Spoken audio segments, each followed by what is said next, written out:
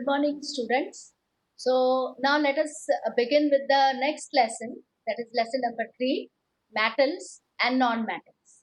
So as you all know that there are 114 total elements, out of which some are metals, some are non-metals, and some are semi-metals. Okay, so in this actually in this lesson we are going to talk about the metals and non-metals. So let us first talk about the metals. As you all must be familiar with many of the metals that we use in our day-to-day life, like iron, copper, silver, zinc, gold, platinum. You all must have seen these metals. Do they look alike? No. Do they share the same type of properties? No. Okay, so now let us start how these metals are actually useful to us. Why do we use these metals? First, let us talk about aluminium. You all know that aluminium is a very light metal and it can be turned into very thin sheets, and it doesn't get corroded also by air. That is why you must be knowing that aluminium foils are available in the market, which we use for wrapping the food material. And it is also used for making the cans of the cold drinks what we consume. तुमने देखा होगा Coca Cola है, उस बहुत सारे जो ऐसे cold drinks हैं जो कैंस में अवेलेबल होते हैं. Even some milk products also, cold coffee के जो अमूल के जो कैन होते हैं. So there the aluminium metal is used. Why? Because it is a very light metal and it can be turned into very fine sheet, and at the same time when the food is kept in that, stored in that, the food doesn't get spoiled. Okay, second metal is copper. You all know that copper wires are used in the for the conduction of electricity. It is coated with the rubber coat so that we don't get the shock when we touch the wire. So copper is a very good conductor of electricity. At the same time, some people they use copper vessel also. You all know how copper vessel is very good for storing water.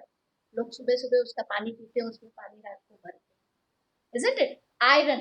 Iron is a very common metal. You know that from pin to a big machine, everything is made up of iron.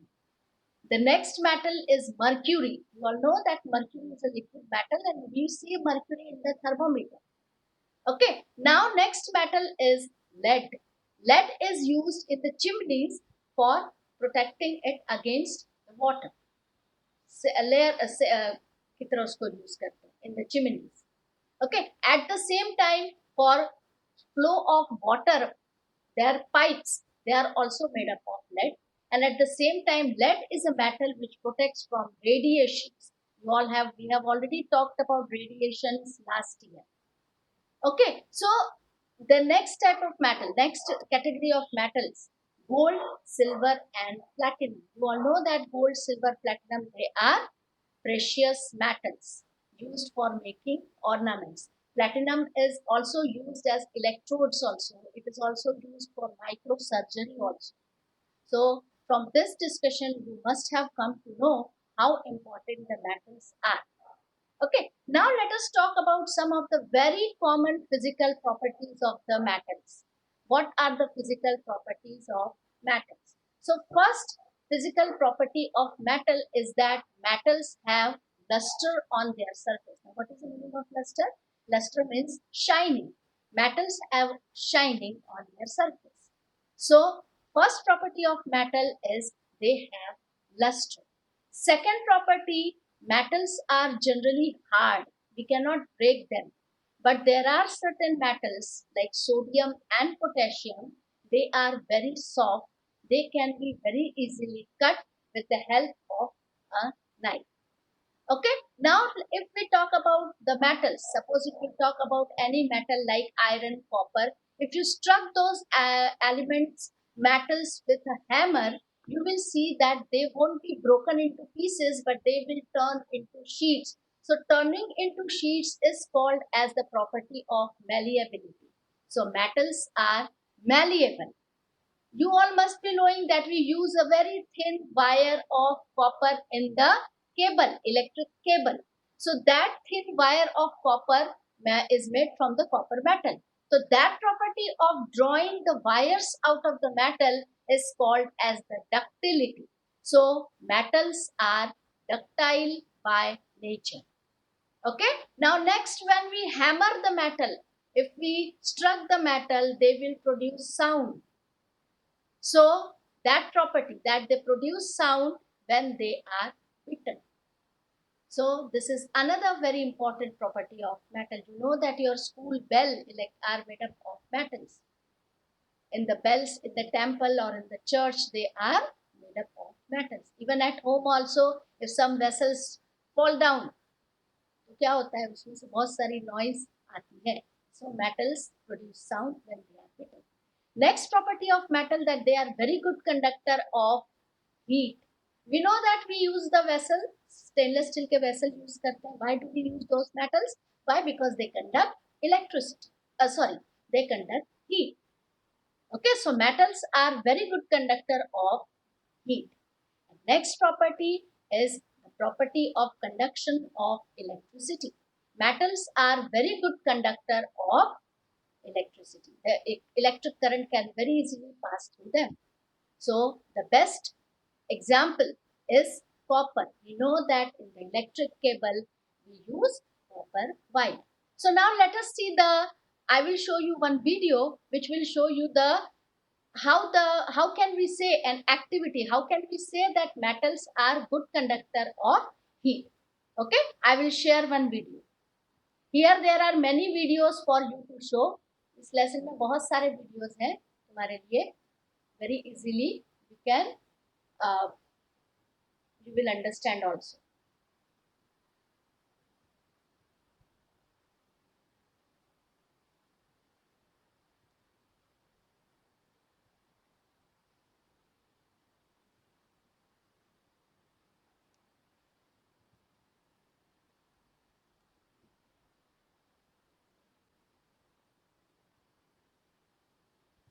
Observing heat conduction by metals.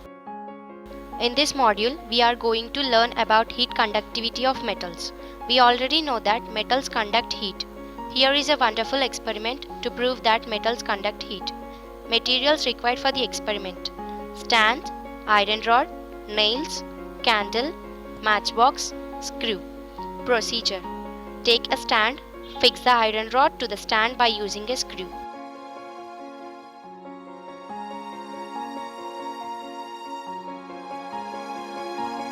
Now fix the nails to the iron rod by using candle wax.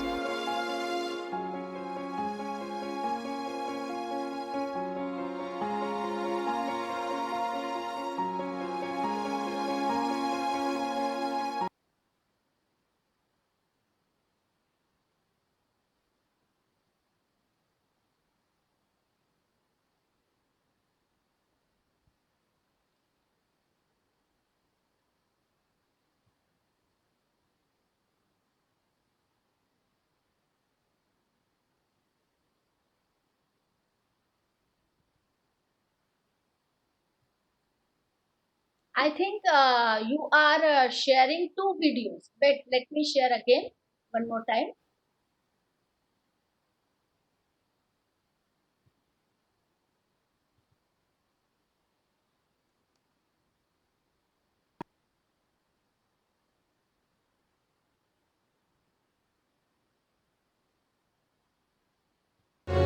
The iron rod gets heated and slowly the nails fell down one by one.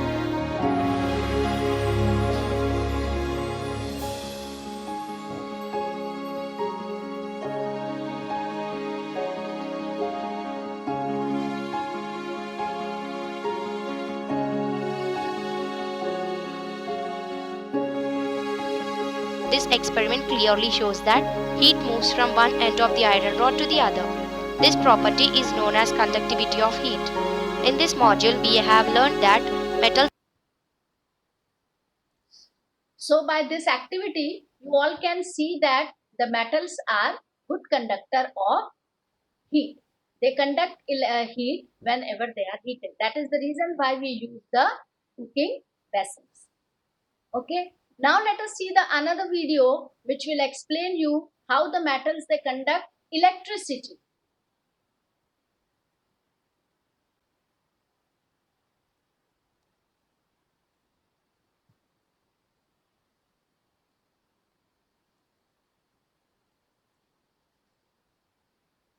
You might have noticed that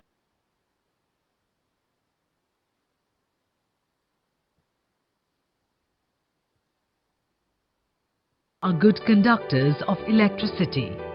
In this module, you will learn that the metals are good conductors of electricity.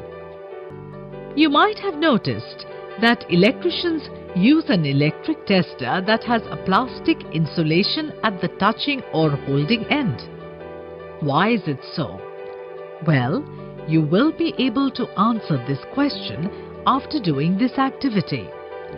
For this activity, we need iron rod, coal, copper wire, a piece of plastic, insulated electric wires, and a bulb.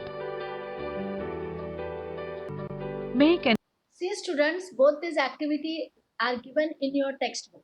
Okay, so when you read the textbook, if you have seen the video, you will find it very easy to understand. Okay. electric circuit with the help of electric wires, battery and the bulb. Connect the iron rod between the open ends of the wires.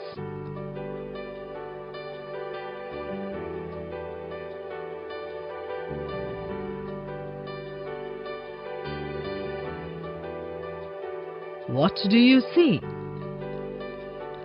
You can see that the bulb glows. It means that iron rod is a good conductor of electricity. Now connect the coal piece between the open ends of wires. You will observe that the bulb does not glow this time. It shows that coal is a bad conductor of electricity. On repeating the same activity with copper wire, you will see that the bulb glows. On the other hand, when the piece of plastic is connected between the open ends of wire, the bulb does not glow. On the basis of these observations, these materials can be grouped as good conductors and bad conductors of electricity. You can see from the table that metals like iron rod and copper wire are good conductors of electricity and coal and plastic are bad conductors of electricity. So a tester is insulated by plastic to protect the holder from electric shock, as it is a bad conductor of electricity. So children, I hope that you all must have understood what is said, that metals are good conductor of electricity. Okay. Now that is all about the physical properties of the metal. Let us revise everything. First, what was the first property? That metals have luster. Second, most of the metals are hard. Some exceptions are there, that also I will show you through the video, like sodium, potassium. Metals are malleable, that they can be turned into sheets when they are bitten. Metals can be drawn into wire, means thin wire, that is called as ductility of the metals. Metals are very good conductor of heat and electricity, and metals are sonorous. Sonorous means when they are struck, they produce sound. So these are the properties of the metals. Okay, now let us talk about the non-metals. You are familiar with the non-metals. Some of the very common non-metal that we see around us is the carbon. Carbon is a non-metal.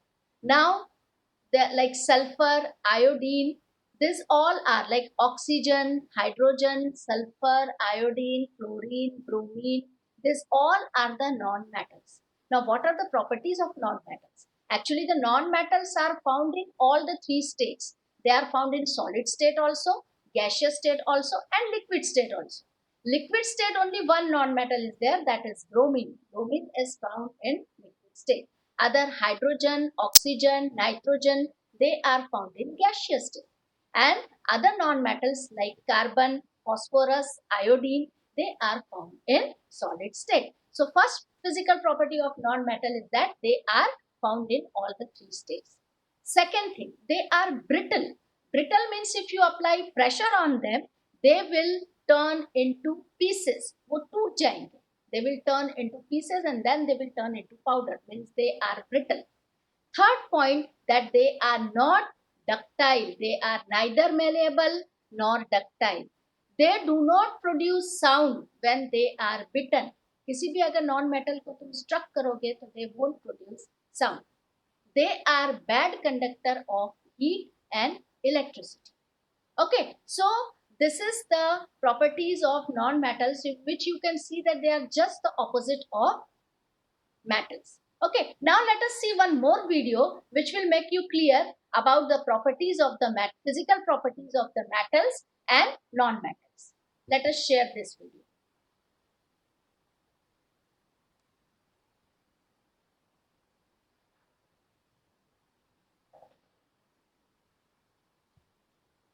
Give me 1 minute. I will share the video with you.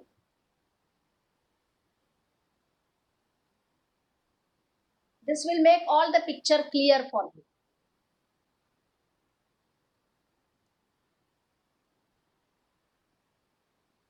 If they exist in your surroundings? What is your table made up of? Aluminium or wood? What about the phone or the laptop you're viewing this video on? Is it made up of metals and non-metals? As a matter of fact, it is. Almost everything around will be made up of either a metal or a non-metal. But how do you differentiate between the two? Is it as easy as the difference between the two colors, black and white? Well, for that, let us look at the physical properties of each category in detail. Let us take, for example, the ornaments. Any of the ornaments will do. What do you have to say about them? You will observe that most of them are made up of gold or silver. Let us look at them closely. Do they have a shining surface? Or even the aluminium utensil in the kitchen? Does it shine? Of course, both gold and aluminium have a certain shine. Do you know what this shine is called? Well, it is called luster, and as both gold and aluminium are metals, this is known as metallic luster. Now we know that metals have a metallic luster. Now if the utensil drops on the floor, does it break into parts? No, right? That is because metals are generally hard in nature. However, this hardness varies from metal to metal. A very thin plate of gold, for example, can be easily broken with a little pressure. Plate?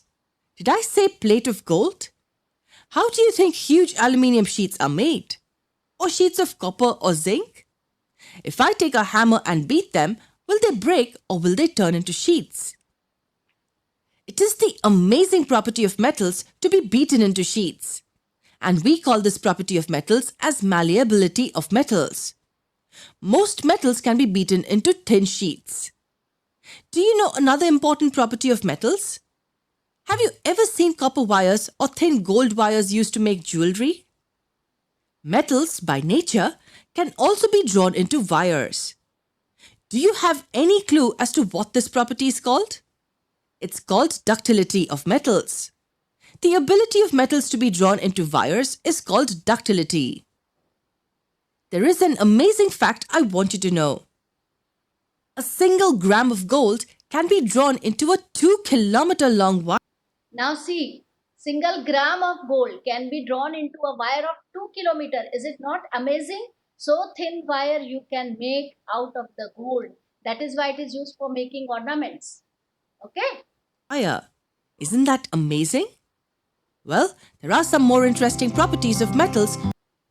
So I hope you all must have understood. Now let us share the second video also of the same, the physical properties of metal, where we are comparing the properties of the metals and non-metals.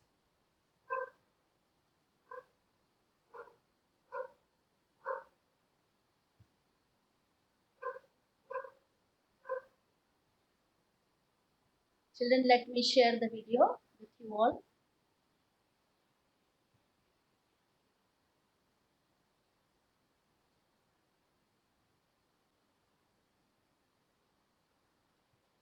Can you name them for me? Metallic luster, malleability, ductility, and that they are hard. These were the 4 properties, right? Can you think of some more properties of metals? Metal utensils are used for cooking, aren't they? Why do you think they're used for this purpose? Which energy do we need to cook food? Heat energy.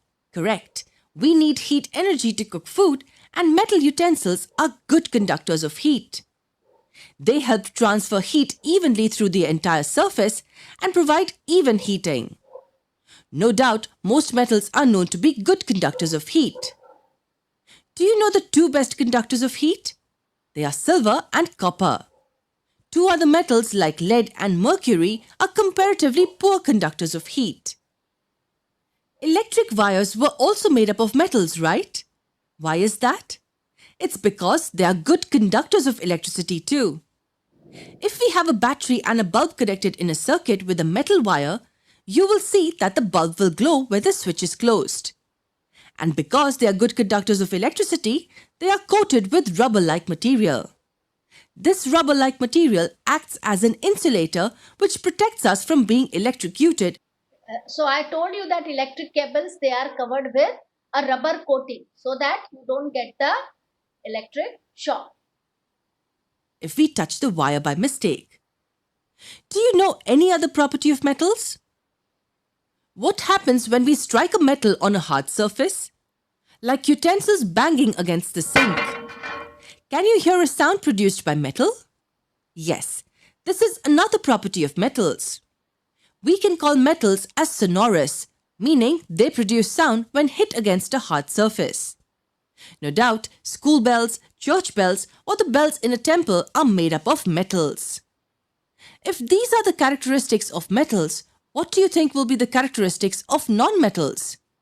In simple words, just the opposite of metals. In a nutshell, non-metals like carbon, iodine, or sulfur do not have luster. They do not shine and are brittle in nature. What do we mean by brittle? They cannot be beaten into sheets or wires, as most of them turn into powder when hit by a hard substance. Non-metals can also be gases like oxygen, hydrogen, or solids like carbon, sulfur, etc. Do you know of any non-metal in the liquid state?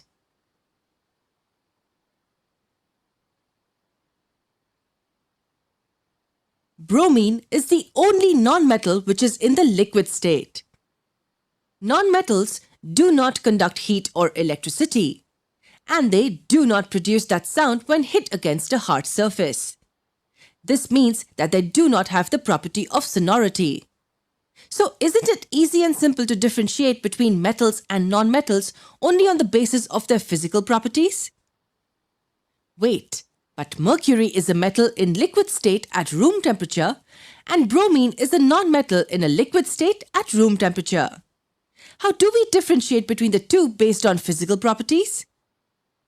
We can say that all metals are solids at room temperature except mercury, and Now, children, mercury is a liquid. It is a metal. It is in liquid state. But if you all have observed the thermometer, you can see that mercury, when it is in the column, it will shine. It means that it will show that property of luster. But bromine, it is also a liquid non-metal, but it won't have that shining. So this is how you can distinguish between the mercury and bromine. That mercury is a metal and bromine is a non-metal. By luster in the column, mercury shines in thermometer. Okay?